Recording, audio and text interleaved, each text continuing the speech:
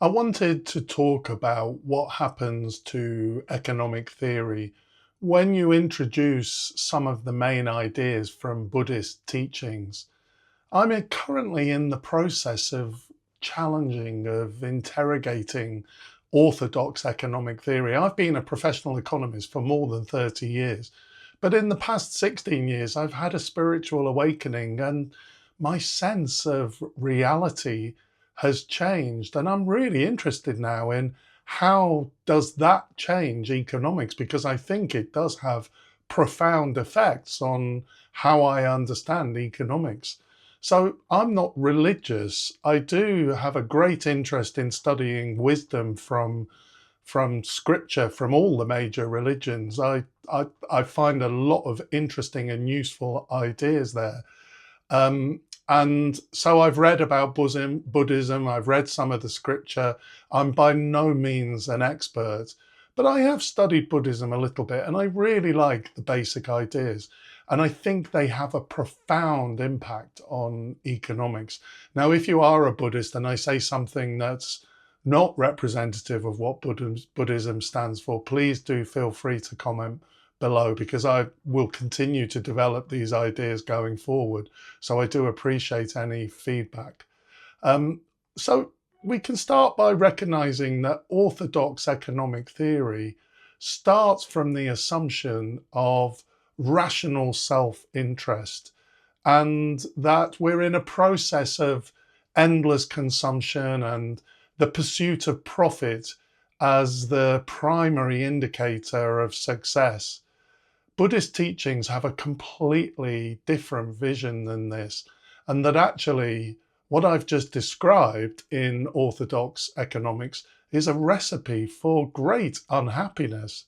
And there's 6 ways in which I think the Buddhist ideas challenge this. First, the illusion of material satisfaction.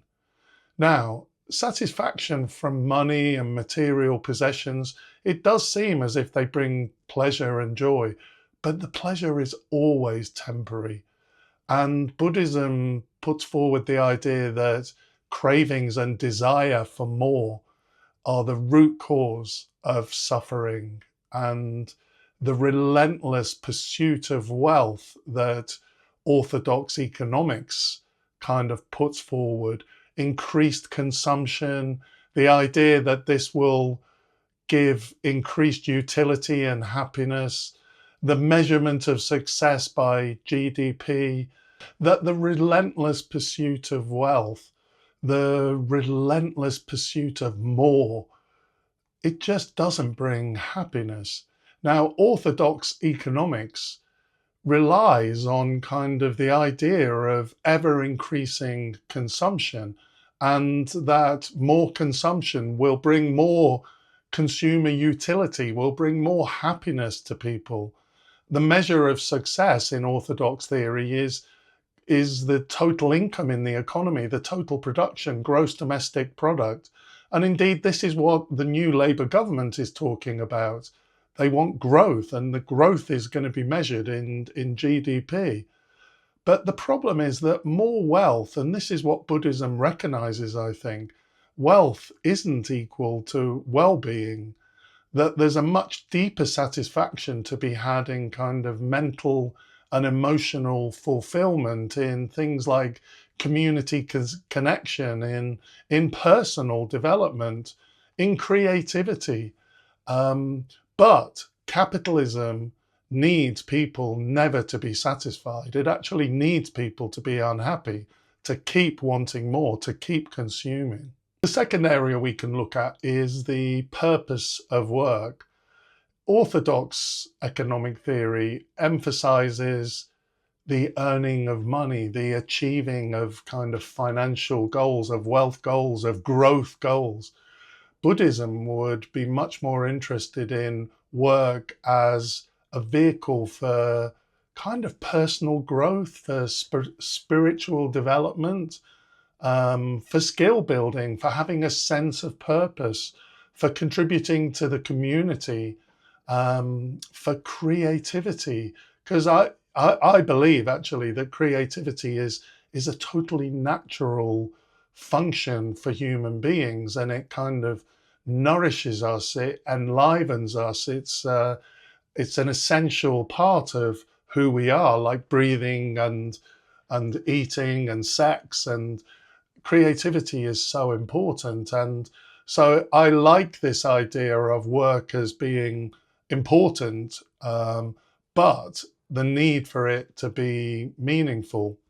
I had a mentor a while back who said to me that I've only got one bit of career advice. And I would always say, what is it? What is it? And he would say, love what you do. Now, you know, I think many people could say to this, and I think I probably reacted to this when he first said it, is that this seems really impractical. Everyone can't love what they do. But I don't think that's true. And I think this is the Buddhist approach to work, an idea about work is totally in line with this idea that we should be fulfilled when we work. That's a reasonable aspiration for every person. Whereas under our orthodox economic system, under capitalism, many people are not fulfilled with work. Work is tedious, work is mundane. And so that's another root cause of unhappiness. Another point about work coming from Buddhism is the idea of right livelihood, of choosing work that doesn't harm others, that respects the environment, that work with the idea of compassion underlying it and integrity. A lot of work in the capitalist system does not meet this this kind of standard of professional life. I think, you know, that we lack ethical and moral standards with things like environment and labor standards. Businesses can be forced to take them into account if they're going to damage them by not doing it, but they always do the bare minimum. And the fact that the environment, that labor standards, that poverty, that inequality all still exists shows that business puts profit first and not the well-being of its workers. Work is always about money, but the Buddhist idea would be that work is about much more than money. The third Buddhist idea, which I think has an impact on economics, is non-attachment, the practice of letting go, the practice of not clinging to possessions, to outcomes, to desires. There's nothing wrong with owning things. There's nothing wrong with wanting, you know, having desires for great things in your life. But I think the Buddhist idea that everything is transient, that everything is impermanent, is really relevant here, because whatever I can gain kind of materially, whatever outcomes I can kind of happen in my life, they're always going to pass. They're always going to change. This isn't about avoiding life. I think it's perfectly reasonable to still aspire to have things, to be in a relationship, aspire to have dreams for the future. But it's about engaging with life fully, I think, without being bound by the need to control or to hold on to the possessions or the relationships that we have. And I think this mindset, which comes from Buddhism, gives an inner peace and reduces suffering. Orthodox economics really relies on fear, that we desperately are hanging on to what we have, that we don't have enough, and that this is the cause of pain. The fourth idea to look at is mindful consumption. Having a mindset of moderation and simplicity. Orthodox economics is very much kind of consumer driven. The idea of kind of the not having enough. But the Buddhist idea would be that what I have already is enough. The idea of sustainability, the idea of mindful consumption, of being aware when I consume of the actions that I'm taking and of the consequences, considering the broader impact of my purchasing and consumer decisions. The fifth idea from Buddhism, which has an impact on economics, is kindness, selfless giving, sharing. In orthodox economics doesn't explicitly endorse pure selfishness, but under kind of capitalism and neoliberal economics, the idea of kindness would be taken into account under charity. It would be a voluntary activity. But we only need to look at the amount of poverty, inequality, and suffering in the world to know that charity just isn't enough. And I think that the Buddhist idea of kindness, of generosity, is an essential component of a healthy society, and therefore of a healthy economy. A while back, I had a friend who used to say that if you were to distill all of spiritual ideas into two words, it would be kind. This is really simple guidance, but really effective.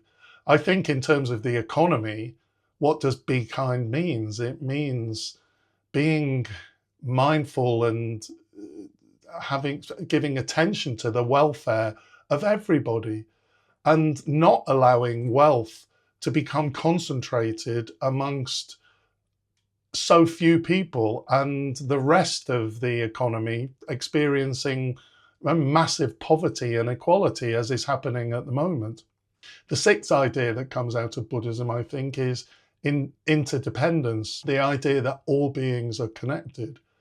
I think orthodox economics requires a kind of a starting point, an assumption that individuals are isolated, that they're self-interested. But the Buddhist idea of interdependence, the implication of this is that everything depends on everything else, and that what really matters in an economy is mutual support, not competition.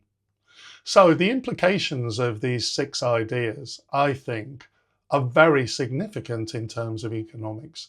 In terms of the state, I think that rather than the self-interested, self-important, egotistical leaders that we currently have in both major parties in the UK, that leadership should be rooted in compassion, that our state should be concerned with community well-being, with ethical conduct, with environmental protection, with social welfare.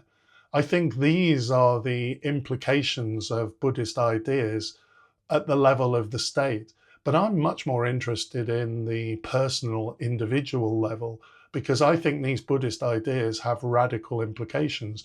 And it's much easier for me to change myself than it is for me to try and change things at the level of the state.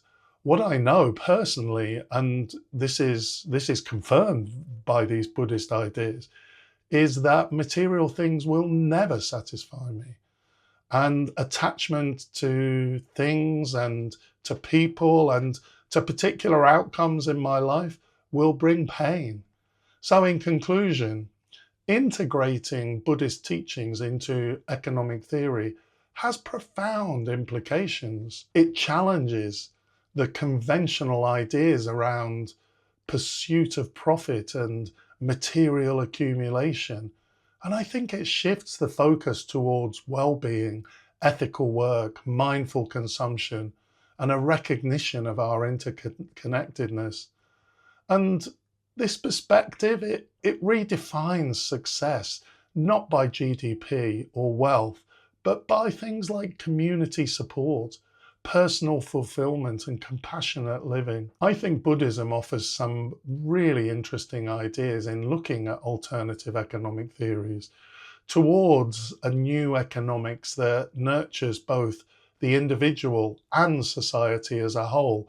And I'll certainly be taking these ideas forward in developing my alternative economic ideas. I hope you enjoyed this video. If you did, please consider liking and subscribing. I'd really appreciate that. Thanks for watching, and I'll see you next time.